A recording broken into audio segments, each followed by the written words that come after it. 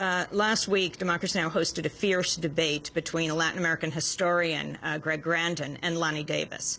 Lonnie Davis, of course, former special counsel to President Clinton, all during his impeachment time, ended up fundamentally being a spokesperson for Hillary Clinton in her race for president, now representing the equivalent of the Honduran Chamber of Commerce against Zelaya, against President Zelaya.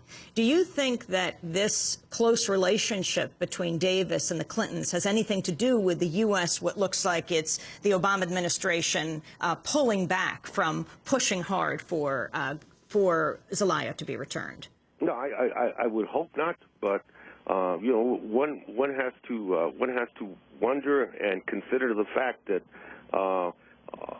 that when you're a hired gun for a government that is basically protecting an illegal act, a coup, by force, and that your notoriety is in association with the administration and particularly the State Department, that one would recuse himself from those kinds of activities, and beyond that, that should have no role, none at all, in how we practice in a consistent way our foreign policy. And if you know, whoever's paying you becomes the primary reason as to why we take an action on an international level or not, that is certainly not being consistent with what we as a nation purport ourselves to be. Esther, major researcher for Amnesty International Central America team. Any further comments on your last comments on your report?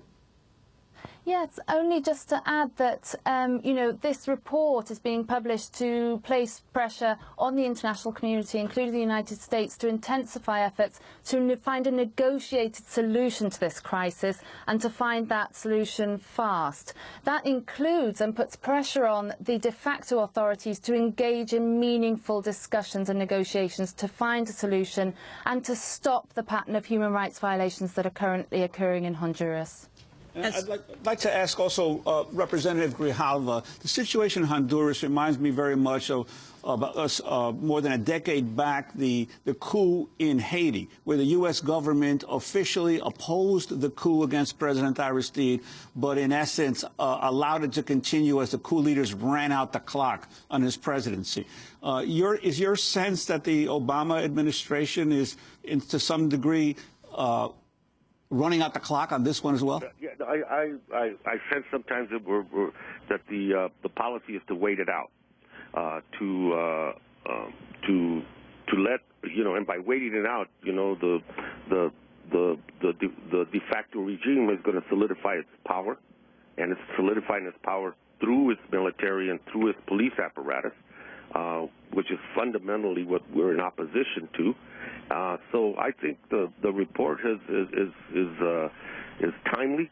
I think those of us who have been urging the State Department and the administration to be not to wait this out, but to be proactive and to take some actions now to prod this regime into meaningful discussions about a resolution. It is going to intensify our efforts and renew our efforts to make sure that people understand that this is not about us trying to speak out of both sides of our mouths as members of Congress, but demanding of this administration that it be consistent, not to wait it out, on the contrary, to be an instrument to prod a solution, a peaceful solution down the road. And, of course, the clock is ticking fast because the elections are in November. And as Juan pointed out when we interviewed President Zelaya, one of his last acts in office was to increase the minimum wage in Honduras. Esther Major, I want to thank you for being with us, joining us from London, Amnesty International Central America team. We'll link to your report on human